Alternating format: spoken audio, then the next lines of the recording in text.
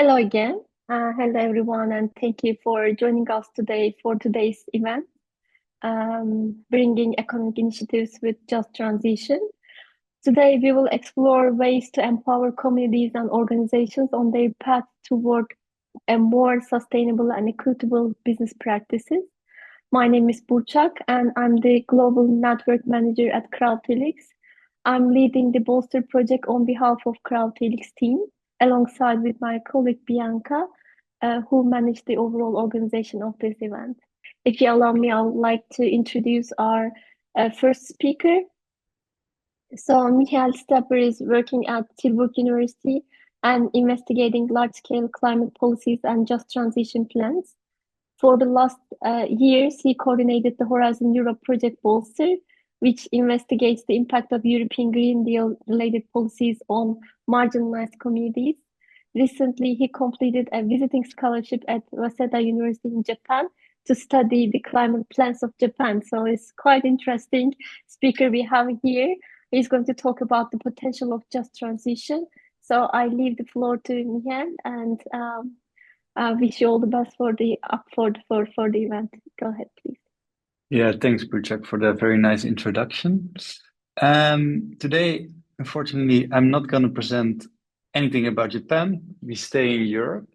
And I'm going to talk about some lessons from the Just Transition and some lessons from our research consortium, BOLSTER. Because BOLSTER is doing research into how marginalized communities are affected and involved in the Just Transition. And we do research with 11 different partners across Europe. And specifically, we investigate 7 just transition regions. I come back to talk a little bit about that. And what we do in those regions is we do an extensive document analysis. So we investigate all the policy documents that are made.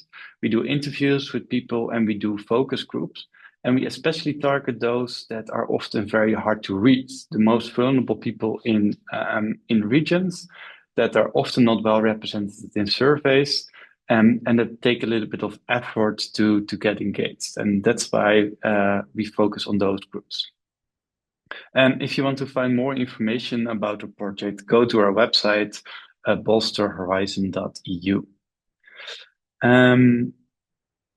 So first, a little bit of background. We know that during the 2010s, there was a lot of demonstrations of people asking politicians to step up and to undertake climate action because people were increasingly worried about global heating. And thanks to pressure of these activists and people that went to marches, we got the Paris Climate Accord in 2015, which was a big achievement, a breakthrough moment in the whole climate movement.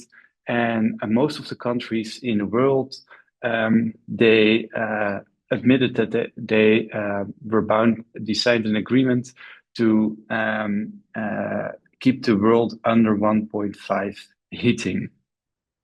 And for this, they had to develop plans to make sure that their societies and their economies would be decarbonized by 2050. And the goal was to be climate neutral. And many of these countries started to developing the plans, and also France, in the first term of Emmanuel Macron, came with climate policies, and he also introduced a tax on gas to make sure that fossil fuels were being de-incentivized. And this led to a strong response known as the Yellow Vest movement in Paris. And there was a lot of anger, especially from also working class people, about these climate plans because they would raise the cost of living and threaten also job security.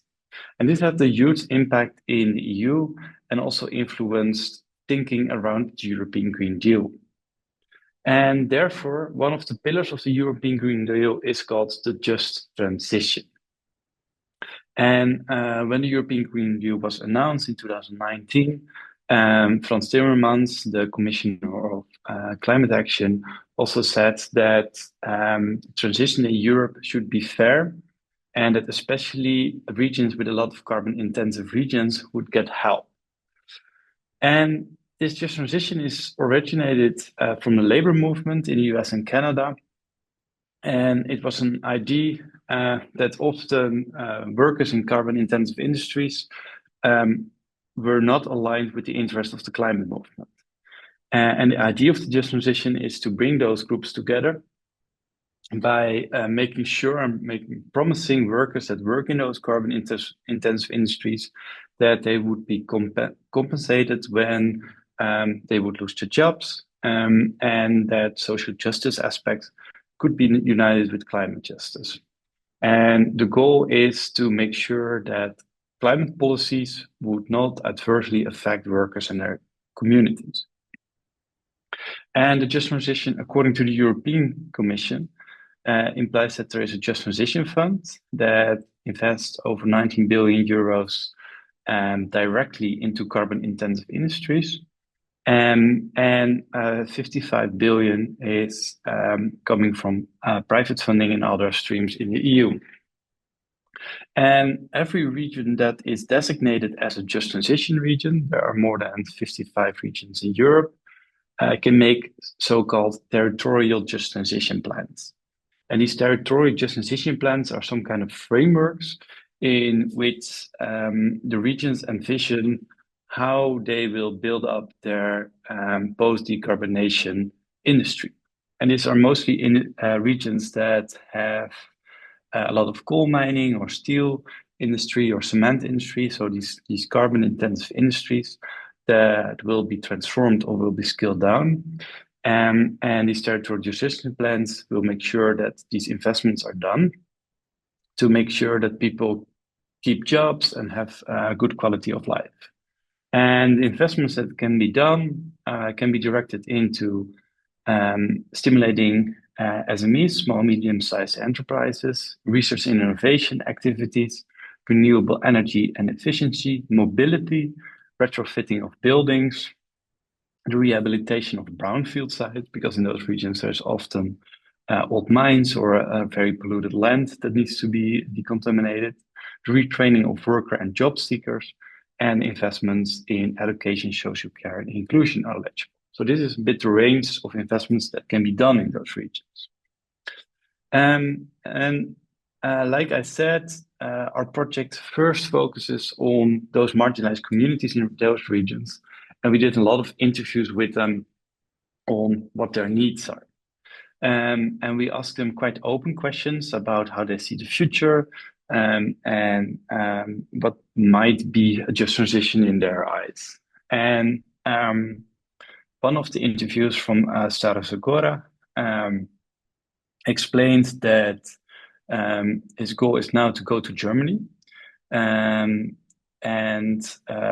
he wants to buy eventually a house for a child, but he doesn't have the funds. So his plans go to Germany, look for apartment there and work so that he could save up to buy something in Bulgaria. Because he says here in Stara Zagora, it's best here. And this signifies a little bit that there is a strong willingness to stay in the region, but that this person doesn't see any opportunity to find a job and buy a house. And therefore is forced to go to Germany. It signals also a little bit the need to invest more in jobs, but also in housing in those regions. Another interview is done in Charleroi, and this person is telling that in the past there were 7 cafes in their village of Dompremy, and there is nowadays no one left. And I think this is a very interesting part of the interview because it signals that a certain aspect of quality of life also disappears when carbon-intensive industries leave regions, because these carbon-intensive industries often don't only provide jobs, but they also invest in sport clubs, in cultural activity, and they create some kind of vitality in the whole region. And when these businesses leave, also the quality of life in those regions diminishes. And the story that those 7 cafes are all closed right now really shows that carbon-intensive industries are not only important for jobs, but they have a broader impact in local life. Then an interview from Katowice, and this person is saying that there are some abandoned buildings in the area that could be really repurposed for example, elderly care, because he feels that it's a big problem that society is aging, but nobody is really helping the elderly, and that those kind of opportunities are not really taken in the region. And she proposes actually to build more elderly care in the region, so that those people can be helped. And these are, of course, some snapshots, but they really show what kind of information people gave us when we were doing interviews in the regions with the more marginalized people. And then we can take a look at the territorial just transition plans and how policymakers use the funds that are available for those regions. And what you see in this table is that most of the funds that are being used for the just transition are going to either small, medium-sized businesses or large corporations. So investments are being used to build incubators for startups or make funds available for small businesses to be started. Or funds are being used to decarbonize large corporations with the idea if those large corporations are decarbonized, jobs will stay in the region.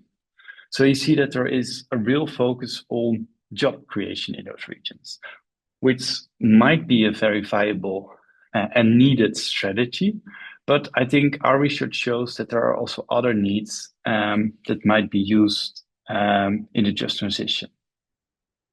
So what are the implications of this mismatch between the needs of the more marginalized people and how these territorial just transition plans are being designed and implemented? I think our research shows that there are different ways of thinking about the just transition. The European Commission and the national and regional authorities seem really focused on creating jobs, but they're not always thinking about, for example, the quality of life in those regions. What we also often have seen is that, for example, re and upskilling trajectories are being organized in a region, but sometimes it's really hard for people to access those trajectories simply because there's no public transport in the region, and it's hard for those people to be on time on those trains. Whereas the more marginalized communities often think more in terms in the just transition about quality of life, that there are cultural activities, that there is housing provided. So you see that there is a mismatch, and you also see that because this is European funding and you have to go to quite a strict process to access the funds, that often the more usual suspects are the ones that can have access to the just transition funds. So these are larger organizations, often public authorities or industries that have the ability to write a plan that can be improved to be funded through the just transition fund.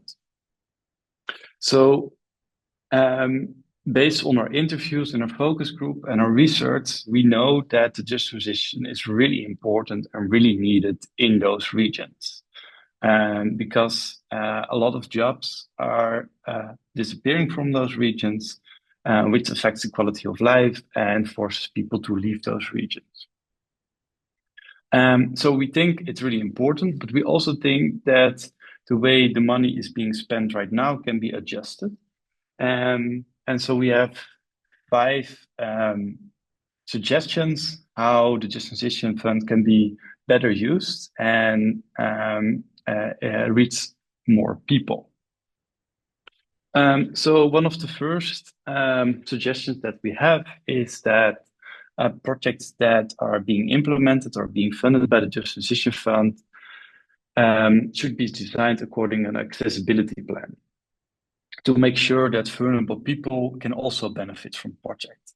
So those that run those projects can make a plan how they target, for example, the more hard to reach groups, so it's youth, women, people with disability, migrants, and Roma. Describe how the access for those groups will be improved, and also describe how they would raise awareness about the project. We also think that projects that improve the social infrastructure of a region should be considered equal to those that mainly boost employment and job opportunities. Because we believe that if you invest in cultural activities, but also elderly care and childcare, the social structure in communities is being stronger, and people are better able to start a business or take initiative themselves.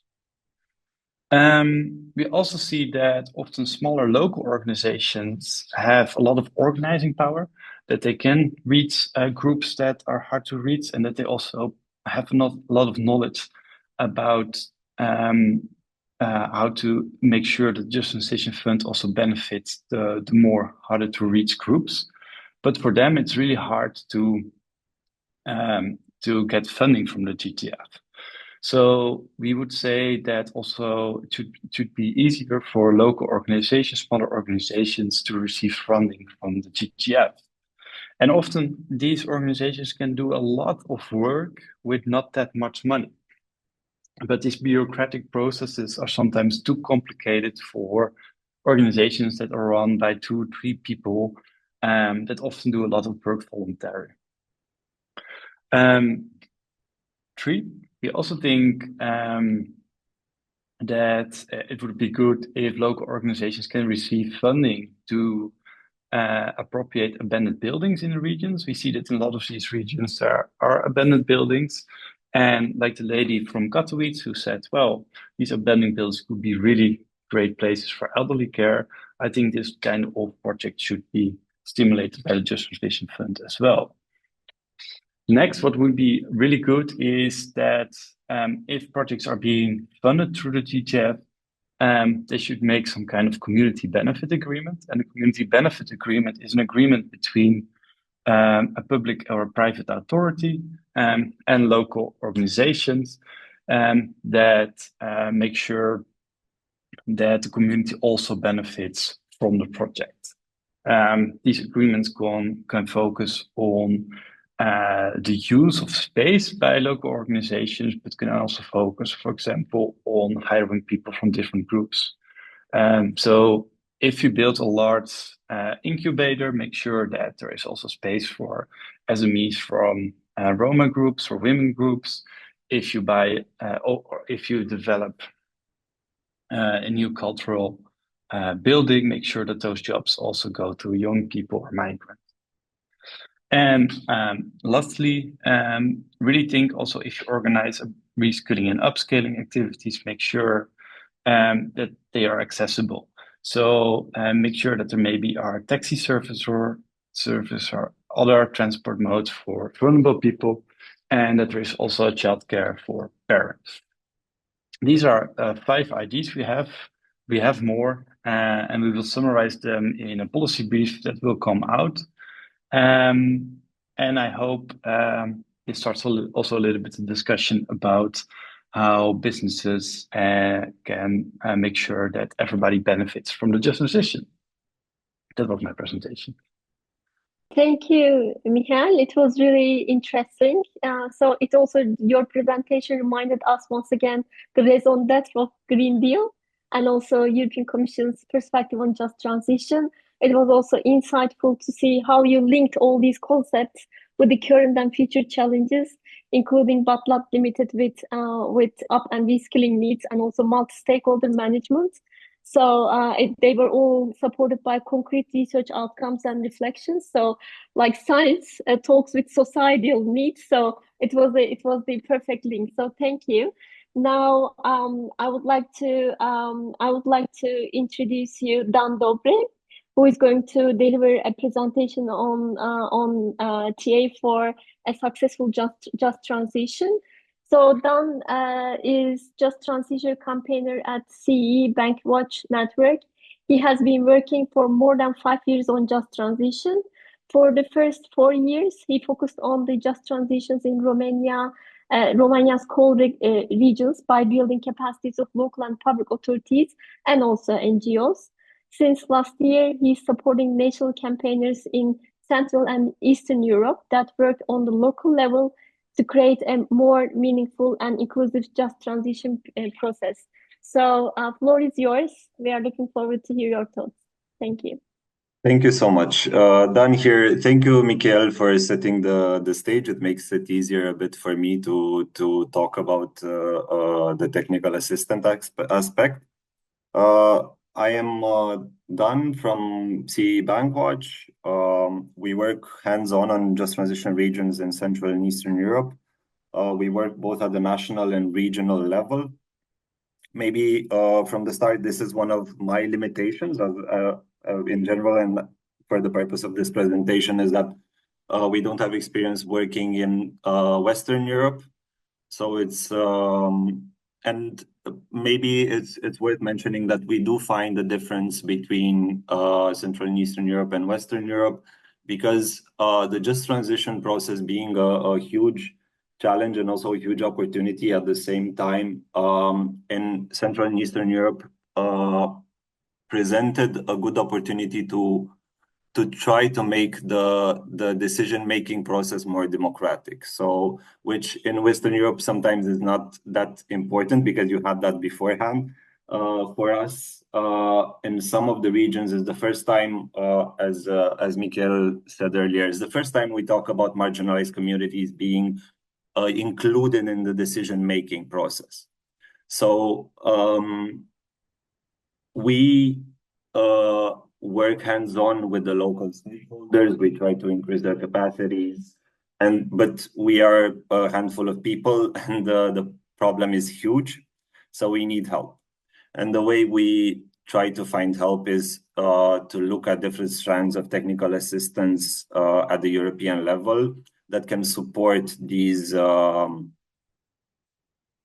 local stakeholders develop their projects, develop their capacities, and have a better understanding of the process in general. So this is a huge resource. I will go through a few of them. The list is not exhaustive. There are other technical assistance opportunities. I just mentioned the ones that I have worked with or my colleagues work with, and we found to be really helpful at the local level. So if any of the technical assistance opportunities is missing from the list, it's just the fact that we haven't worked with it, and that's kind of it. So yeah, just to go through them a bit.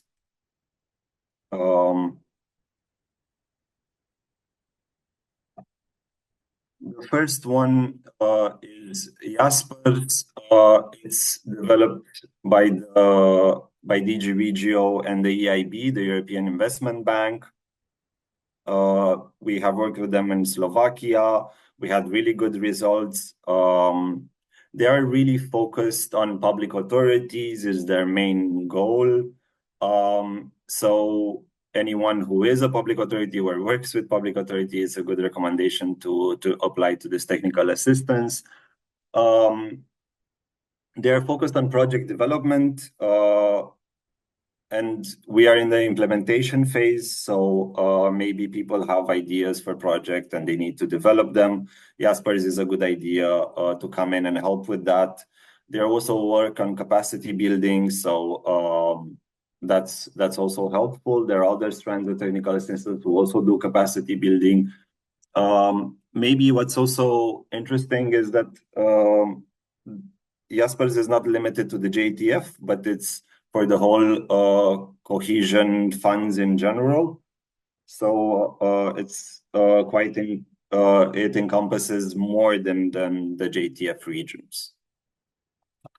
Another good one is Elena. Elena is focused on energy and district heating. It's again the EIB and the European Commission. We know they work on energy and building investments and transport. We have worked with them on district heating a lot. They are the main go-to technical assistance strand if you're interested in projects on district heating, it's both for public and private entities, and it's a no-brainer. If the subject is district heating, they have the best experts on this. They can develop your project, and they come to the region, so that's really helpful. Another one is START. Their territorial approach is regarding carbon-intensive regions, so energy-intensive regions. So it's coal, peat, and oil shale. They work only in just transition regions, and they work with public authorities and also NGOs. We had experience with them in Romania, in Bulgaria. Both were really, really helpful. In Romania, they're working as we speak in one of the coal regions, and the results are really interesting. At the end, I will present a short case study of the START technical assistance that I have been part of, just to get kind of a gist of how it works in practice.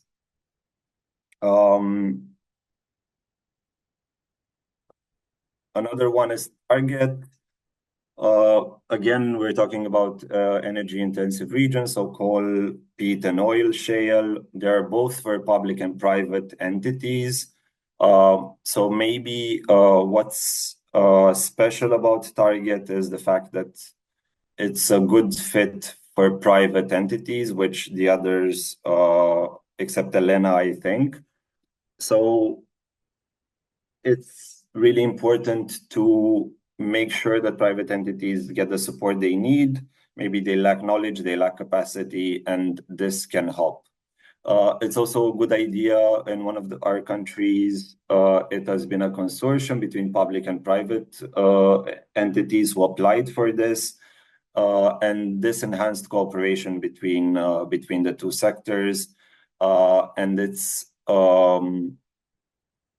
something to keep in mind for sure if we're talking about supporting the private sector in our carbon-intensive regions. It's again developed by the EIB. This is mainly the EIB experts working on this, which I would say have more expertise regarding the private sector sometimes than the Commission does.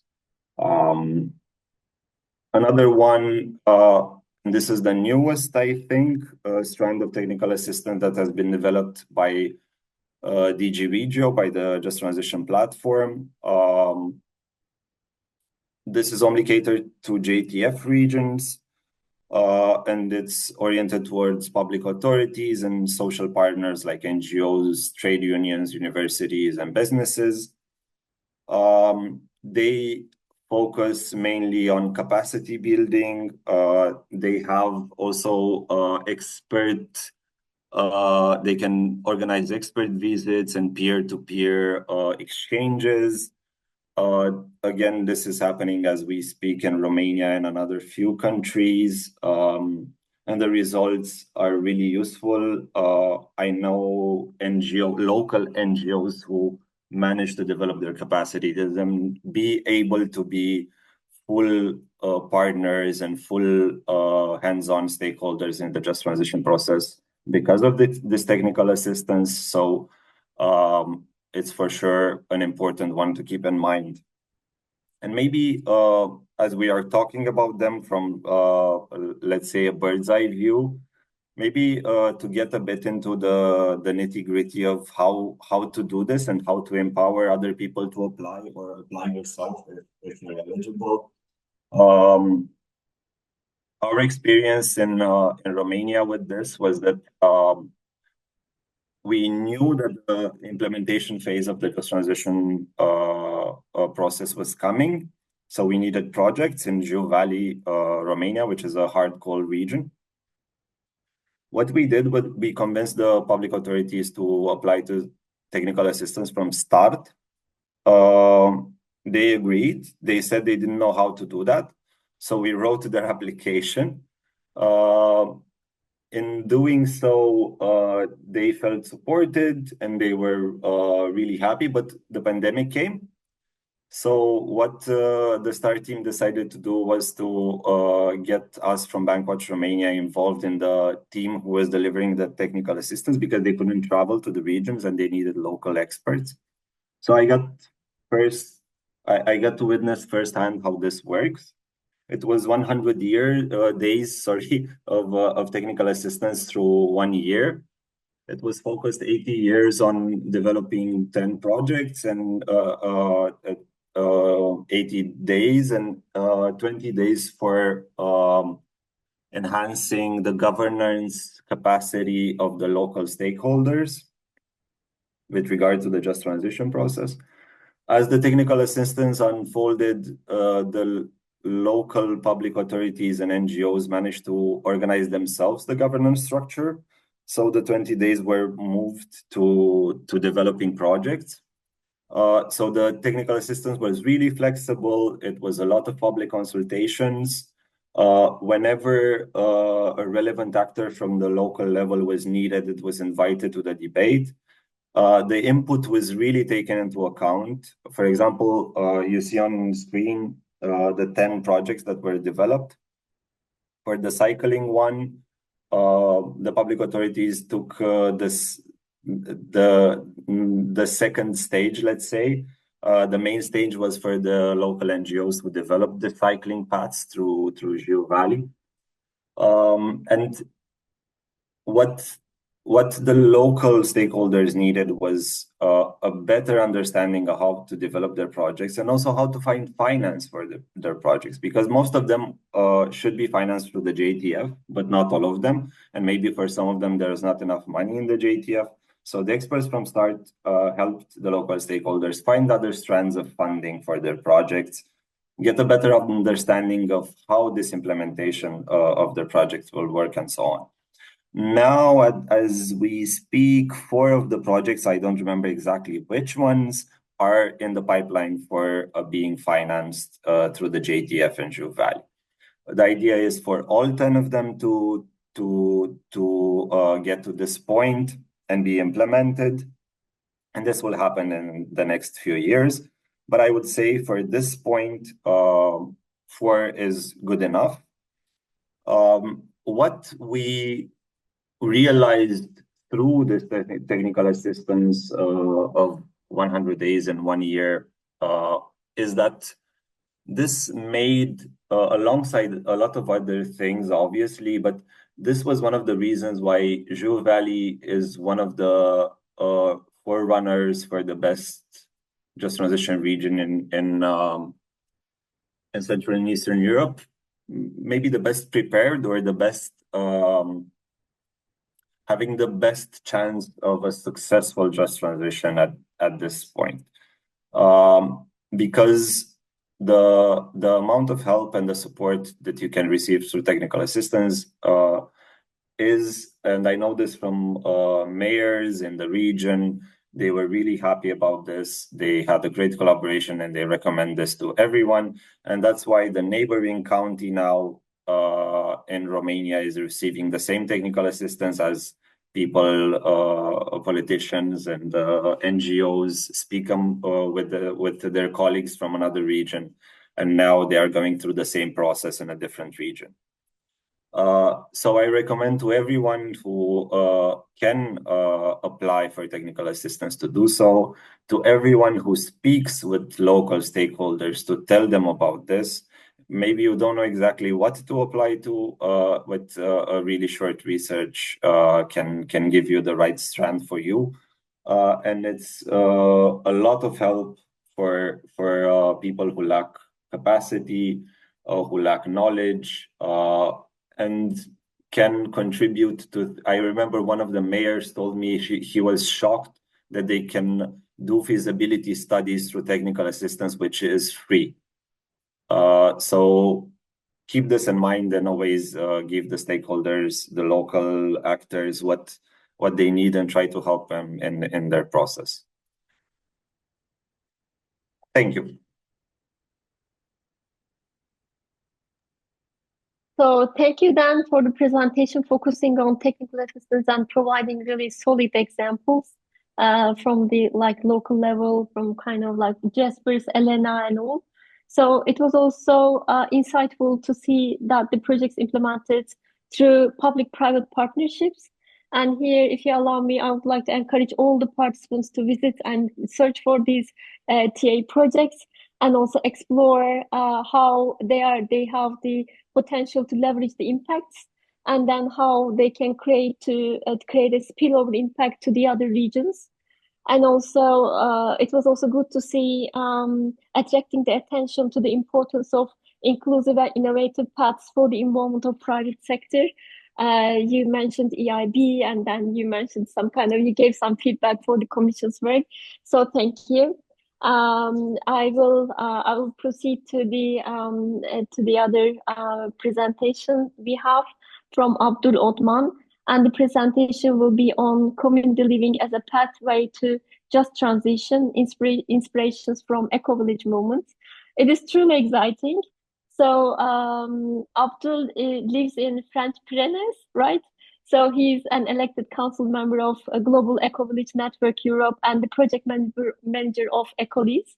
He aims to support and steer the network in its mission to connect the eco-village movement, encourage eco-village development, educate for sustainability, and ultimately to create a world where empowered local communities are at the forefront of creating a fairer society that regenerates the earth and ourselves. That's going to be a very good gift for the whole humanity. So I leave the floor to you, Abdul, to hear your exciting experience. So floor is yours.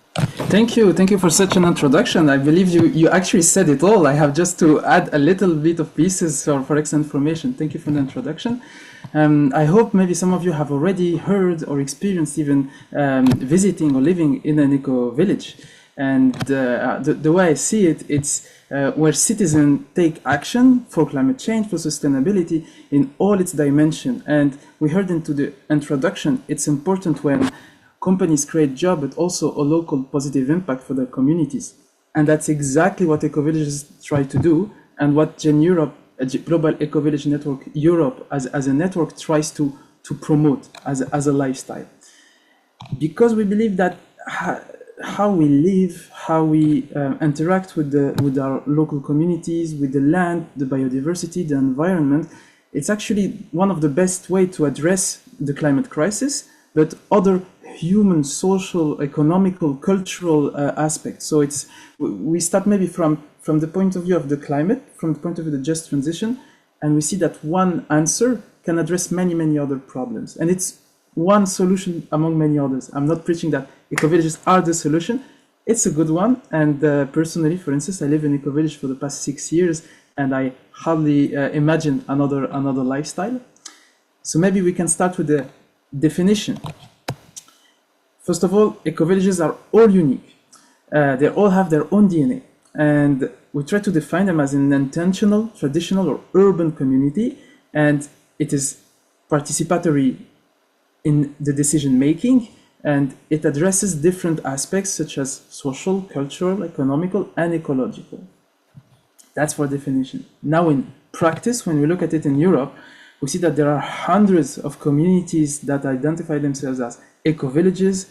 We have also national networks that promotes this model, supports them, supports initiatives in trainings, in funding, or in networking, and strengthened the growth of this movement, let's say. We have seen many cases where eco-villages start from a lifestyle perspective, from community living perspective, but then in the end, they have quite a positive impact on the landscape, on the ecosystem, on the economical fabric, on the social fabric. So I am going to share a few examples from the most famous ones that you can hear when you hear about eco-villages, to show how they can create change and help overall. So maybe one of the most famous, some of you might have heard about Tamera, based in Portugal. So it's been more than 20 years now that Tamera has been working on water retention techniques. water retention techniques to hold water, to transform, let's say, a desert that you can see on the left side. That was in 2006. And you can see already 3 years after how through water retention techniques, but also landscaping and careful choices of plants, how it really got transformed into an oasis in a mere 3 years. I invite you now to picture all around you in areas plagued by drought and lack of rainfall, lack of rain, and that's what could be done in 3 years. And that's after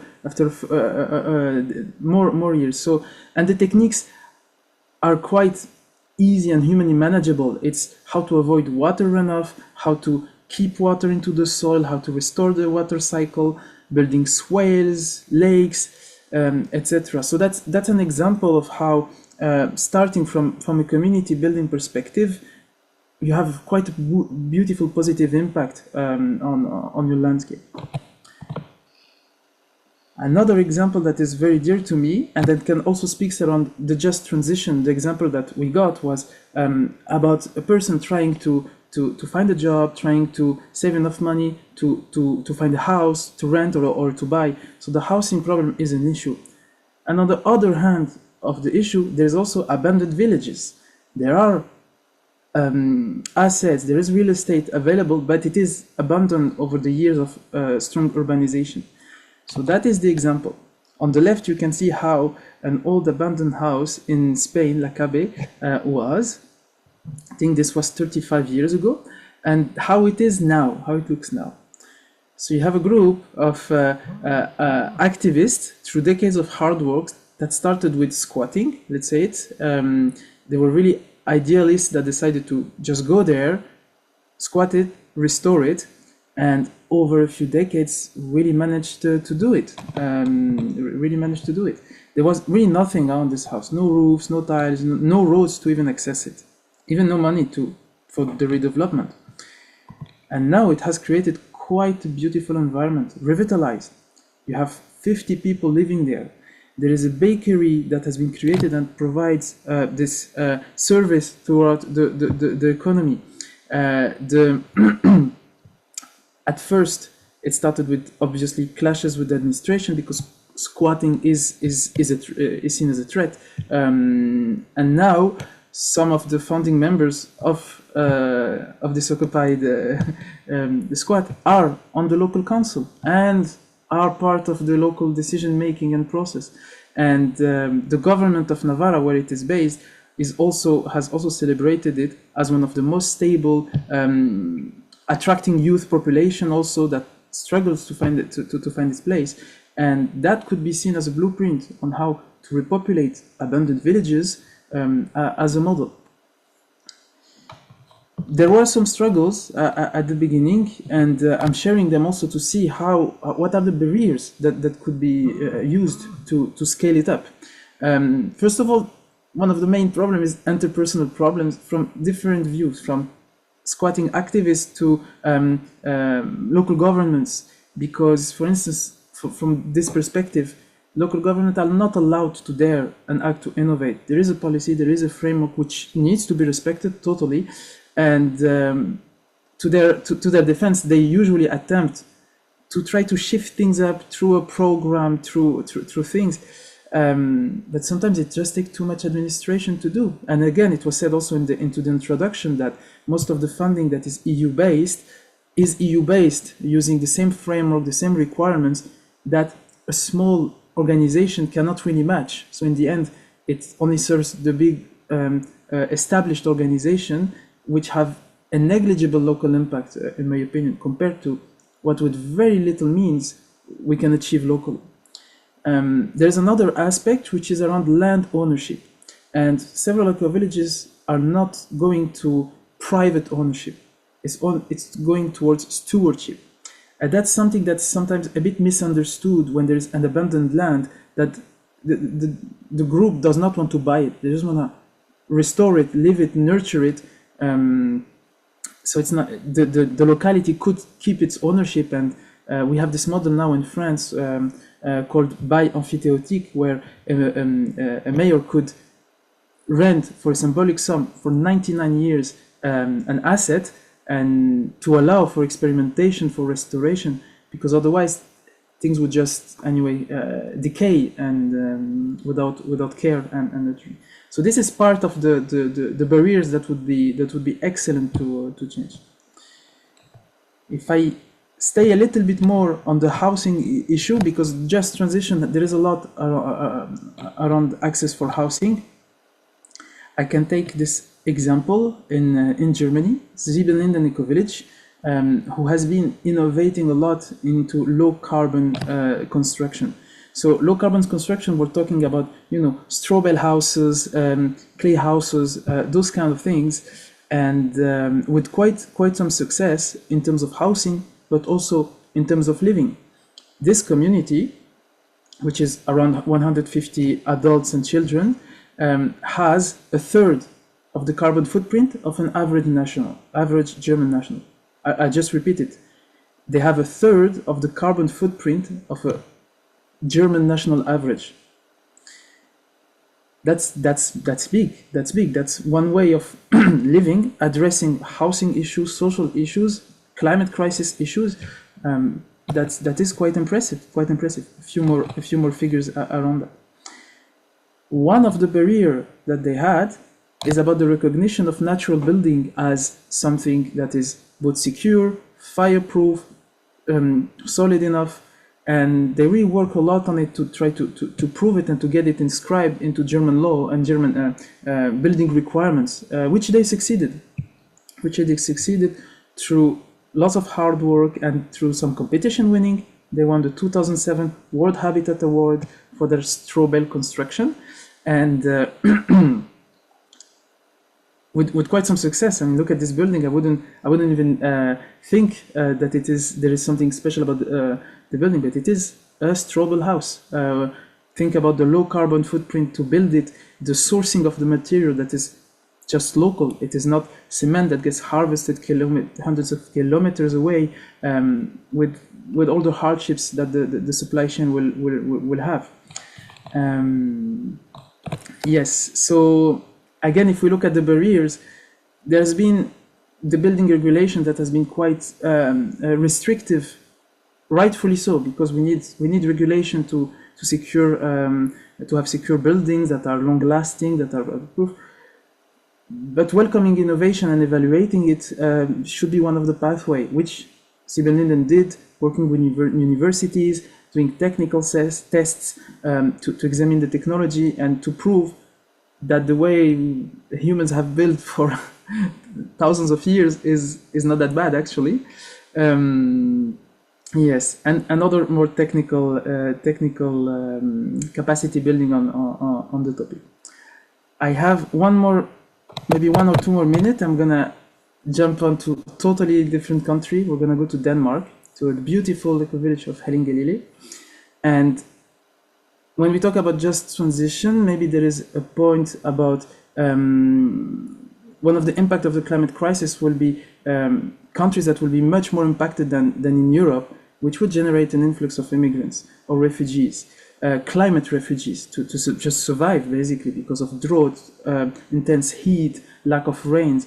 And that's one of the aspects of this eco-village, which is outward-looking community, not only focused on internal processes and sustainability, but they're aware that there is a need to participate in the wider society.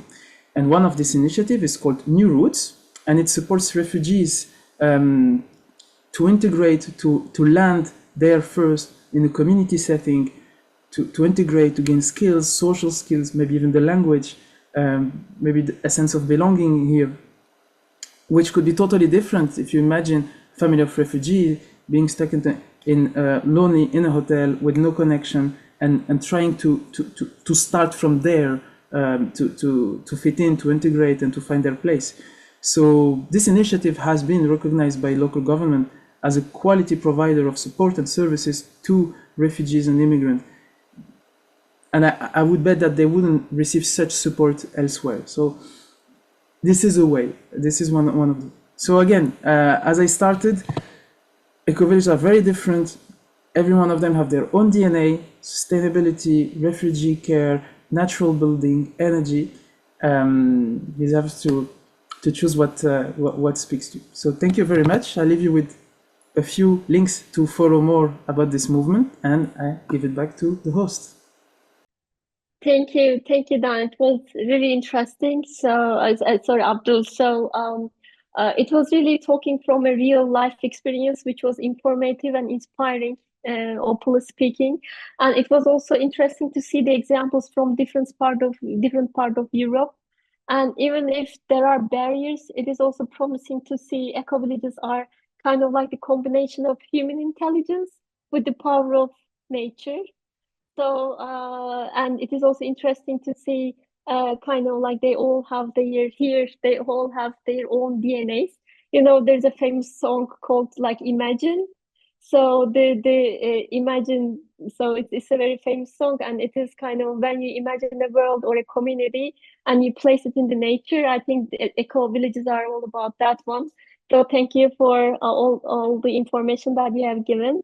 And now it is time to talk about a little bit of finances. So I'm going to give the floor to our next speaker, Sabina Hotic. She's going to give us information about the role of financial sector in energy justice and just transition. And she's an associate professor at University of Rijeka, specialized in public finance, international taxation, and green development. And she has many authored papers and participated in academic projects and completed postdoctoral fellowships in Austria, Australia, and Slovakia. Sabina is also a member of International Fiscal Association in Croatia and serves on the editorial board of Croatian Review of Economic and Business and Social Statistics. So with this information, I leave the floor to you. Thank you. Thank you, Berchak, for a very nice introduction. We all know that the things with the energy justice and just transition will not be possible without the financial sector, because if we want to achieve the justice, of course, except the human capacity, the infrastructure, and other things, we also need to have very strong backup from the financial sector. So this is the reason why I wrote this. Exactly, this is a book chapter that I wrote together with my colleague from Malaysia, and hopefully very soon that book chapter will be published in a book of Springer Publishers. So I can share the link with all of you. The agenda of this presentation, so that after the short introduction, I will present you the role and the connection between the financial sector and the energy justice. What are the key financial institutions and also the instruments toward the energy justice. So you will have a chance to see which are like now the most important financial players on the market toward the energy justice and also the just transition. Then I will present some case studies and also the success stories and what are at the end the regulatory framework very important for achieving all these goals. We all know that the energy justice seeks to address the complex issue of economy and fairness in distribution, access and impact to economic production and consumption. As its core, energy justice seeks to address the complex issue of equity and fairness in the distribution, access, and impact of energy production and consumption. There are many definitions of energy justice in the literature already, but the most common is that the energy justice can be defined as the application of rights, both social and environmental, at each component part of the energy system. So you can see that the definition is very broad. According to the energy justice, what is like the main vision is to ensure access to affordable, reliable, sustainable, and modern energy for all. So all these groups of marginalized communities, vulnerable groups, people with disabilities, people that live on the margins of society, needs to be part of this in order to achieve the desired, let's say, principles of the justice.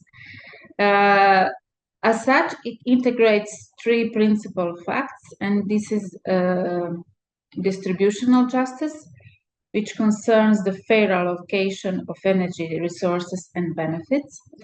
The second one is the procedural justice, which emphasizes the need for inclusive and equitable decision-making in energy governance. And the recognition justice, which involves acknowledging and addressing the needs and rights of diverse and often marginalized communities. So you can see that from all these three principles, let's say, all these parts of the society are included, and at the end it must be satisfied and also deserved. At the heart of the pursuit of energy justice lies a critical and often overlooked actor, which is the financial sector. And as I said at the beginning, the financial sector is very important, and it serves and provides financial resources. Financial institutions, including commercial, national, and multilateral development banks, investment firms, and impact investors, are far more than intermediaries facilitating monetary transactions, and they are influential architects of the global energy landscape. Throughout resource mobilization and allocation, investment decision, lending practices, and risk assessments, the financial sector holds the power to either perpetuate energy injustices or propel us toward more just, sustainable, and equitable energy future. Regarding the changes in the on the market, let's say that in the last quarter of the 20th century, we witnessed a growing concerns over climate change and its degrading impact on the environment, like the melting icebergs, frequency, intensity of natural disaster, heat waves, water pollution, scarcity, and so on.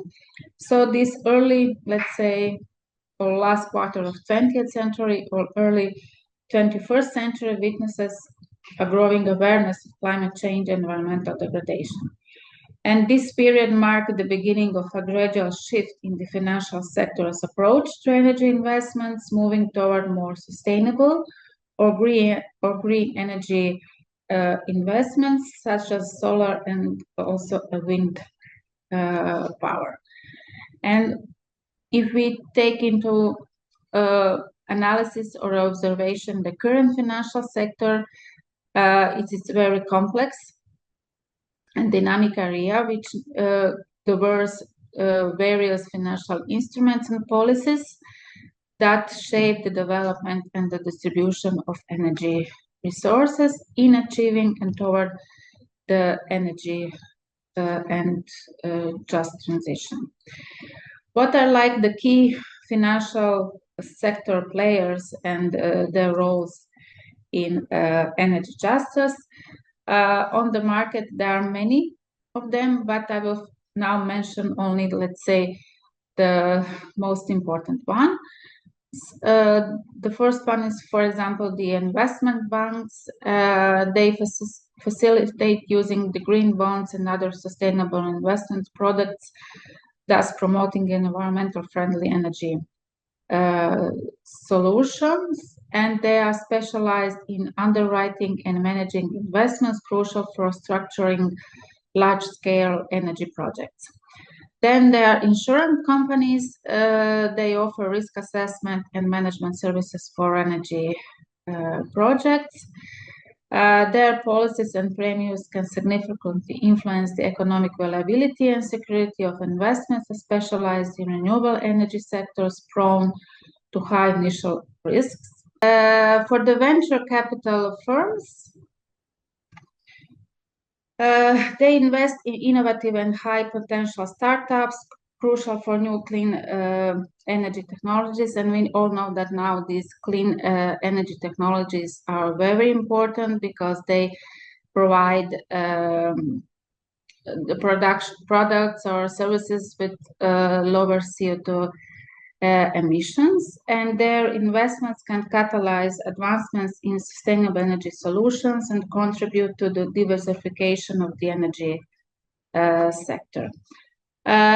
Except these institutions, there are also like crowdfunding platforms which enables collective investments for individuals, often smaller community-based or innovative energy projects. ESG funds connected with the now very important environmental, social, and governance standards. So these funds incorporate ESG criteria in their investment decision, playing a critical role in directing capital towards environmental, sustainable, and socially responsible energy projects.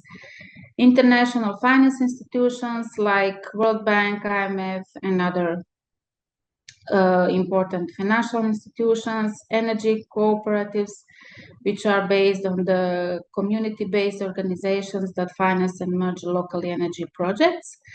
And these energy cooperatives are very important from the regional and local level. And at the national level, there are some also others, governmental and the regulatory bodies that provides and incentivize energy financing, including subsidies, tax incentives, and also the feed-in tariffs. Regarding the instruments, here I'm on this slide, you can see several of the key financial instruments like the green bonds, now also very popular as important financial instruments to finance the projects with environmental benefits, including renewable energy, sustainable energy transition, just transition, green transition, and so on. Then you have the sustainable social loans specified designed to finance projects with social or environmental impact, promoting energy access and efficiency, equity investments, important for energy companies, venture capital connected with the venture capital firms for the startups and innovative technologies in clean energy, crowdfunding, also the carbon credits and trading, which incentivize reducing the emissions. And we all know that now the emissions are very important, and we should put more emphasis on that. And they indirectly support renewable energy projects and technologies, and public grants and subsidies provided from the national government. Regarding the case studies and success stories, here I mentioned only the 3 of them, since in the literature and also in other resources you can find it many more. The first one is the case of Germany. This is the GLS, or Community Bank for Lending and Giving. It is a private bank founded in 1974 to support ecological and social investments. And that bank ensures access to needed funds for all in the areas of energy, housing, education, culture, and health. And with that bank, they want to meet the human needs and also foster sustainability. The case of Indonesia, this is the Indonesian Tropical Landscape Finance Facility. It is a multi-stakeholder partnership between the UN Environment Programme, the World Agroforestry Center, their bank, PNB Paribas, and ADM Capital. And the aim of this fund is to finance local projects and companies with a particular focus on green growth, green bonds, and job creation, with a special focus on sustainable agriculture and the renewable energy sector. At the end, there is a for Europe, very well known, the European Investment Bank, which is a top priority now to finance climate change mitigation and adaptation projects. And now the European Investment Bank has set up an ambitious goal to become a European Union climate bank. Regarding the bank, here is the financial support of listed actions in 2022. So you can see their main actions like climate change mitigation, renewable energy, climate change adaptation, energy efficiency, research development and innovation, and with the highest support of the financial resources, there are low carbon transport, because we all know that transport is also very important for also energy transition and other things. Regarding the regulatory frameworks, here I mentioned only the few of them. For Europe, let's say maybe the most important, the European Green Deal, the Paris and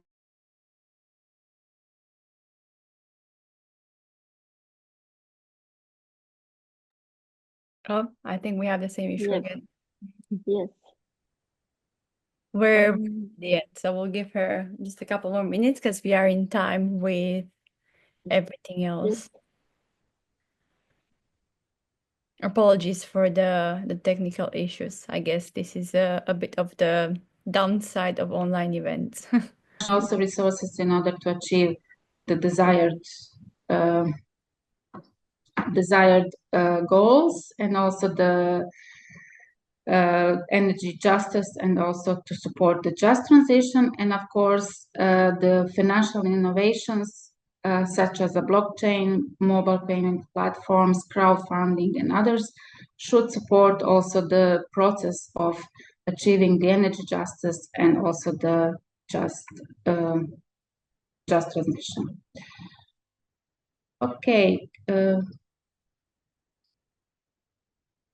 Can you see me? Thank you. Yes, there was a tiny little cut before like your Sorry. final presentation, but that was all informative, and we would be delighted to read the book that you were mentioning at the very beginning of your presentation.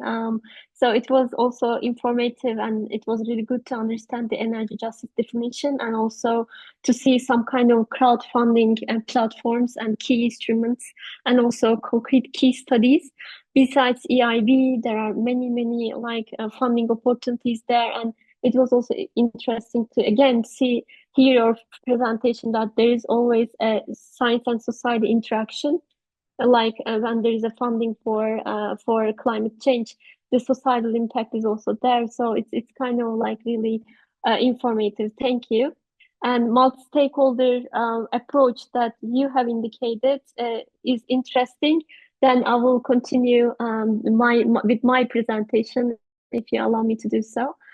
So I will introduce you. I will introduce quickly the Crowdhelix, and then what we do in BOLSTER project. So in Crowdhelix is a networking cluster building company, and then we are involved over like 30 EU funded projects under Horizon Europe, and then BOLSTER we are a project partner.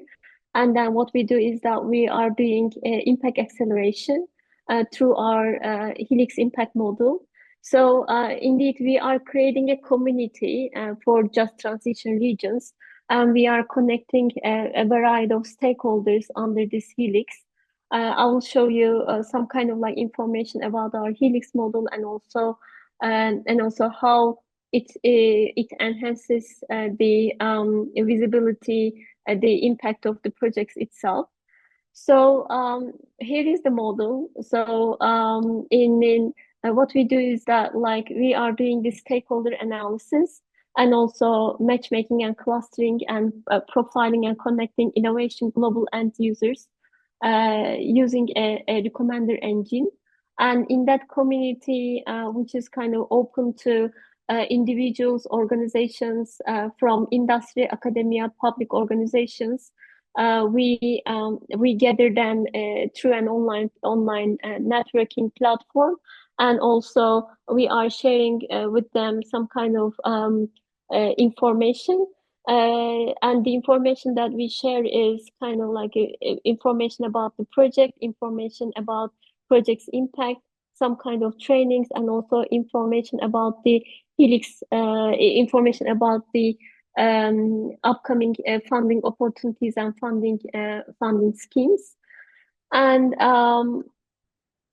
in the Just Transition Helix, what we are doing is that it went beyond the collaboration network, and then we had the chance to develop a dialogue under that Helix, and it played a very pivotal role by providing a wider ecosystem for all Just Transition community stakeholders.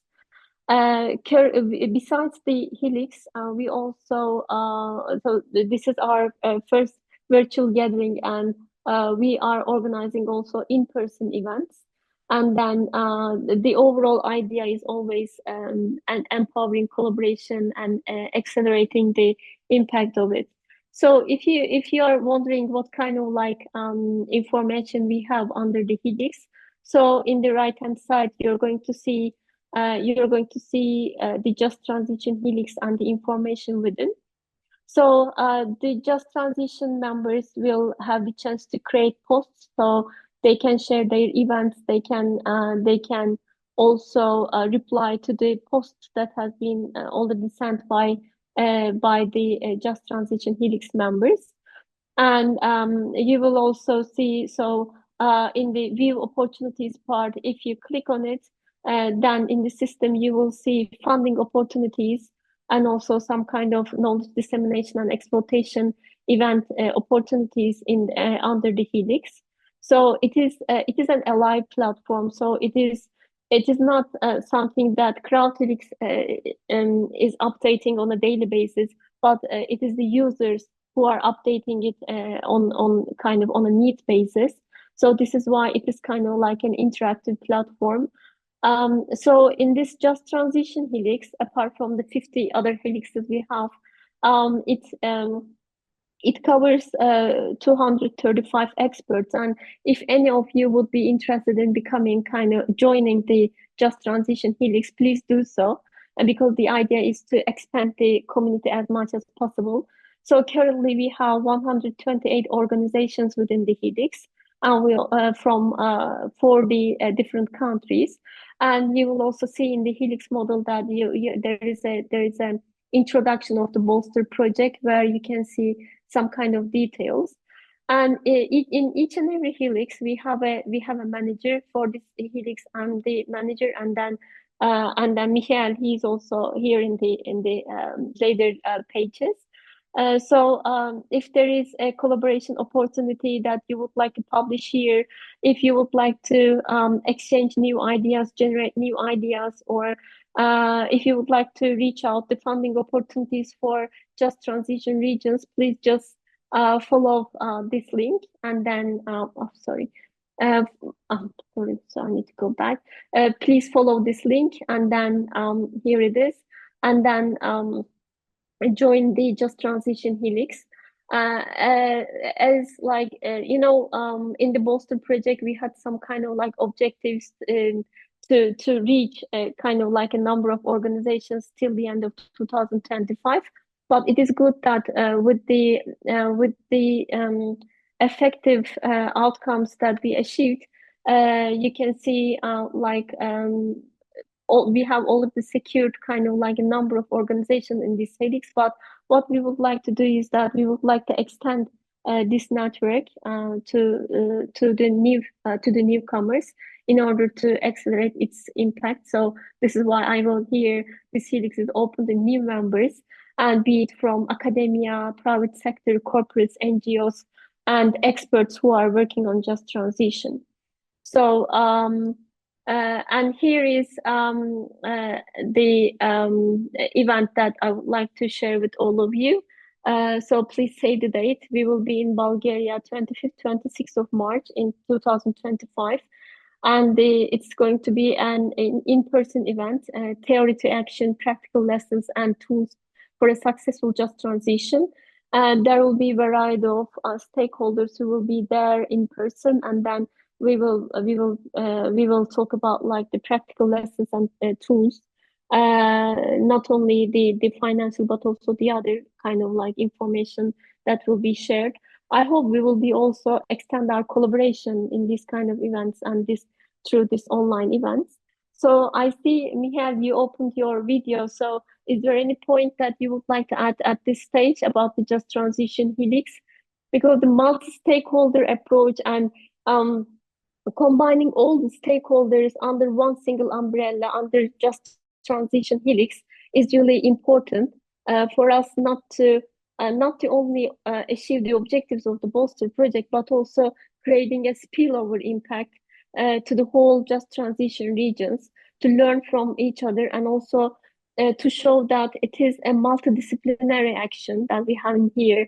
So including society, Green Deal, energy, finances. So it's kind of like really a very big cluster. This is why we value the Helix model a lot, and we value Just Transition Helix a lot. And Just Transition Helix is designed only for BOLSTER project and within the framework of BOLSTER project. And I'm sure the participants will increase in time. So these are my updates, and these are my notes about the Just Transition Helix. And if you would have any kind of questions, not only to me but also to the other participants, I think we will all be happy to answer. Any comments so far? So you can see also Just Transition Helix in the chat, and then you can click on it and then you can register. It's really easy to register, and yeah, then you will be really actively involved in the network. Any notes or any questions? Michael, do you have anything? I think the presentations were very clear. No, and what Burçak said, it's really important for us also. We are a research consortium, of course, do a lot of research, but we also want to make it available for as many practitioners as possible. And we understand that something like the Just Transition is very difficult to reach.